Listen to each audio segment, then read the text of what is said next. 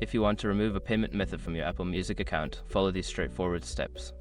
This guide will help you navigate the process easily. Step 1. Open Settings.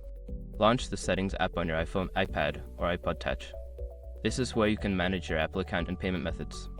Step 2. Tap on your name. At the top of the Settings menu, tap on your name. This will take you to your Apple ID settings where you can manage your account details. Step 3. Select Payment and Shipping. In Apple ID settings, find and tap on Payment and Shipping. Here, you will see your current payment methods listed. Step 4. Edit Payment Methods. Tap on Edit in the upper right corner of the Payment and Shipping section. This will allow you to modify your payment methods. Step 5. Remove Payment Method. Find the payment method you wish to remove and tap on the red minus sign next to it. Confirm the removal by tapping Delete when prompted. Once you have completed these steps, your payment method will be successfully removed from your Apple Music account.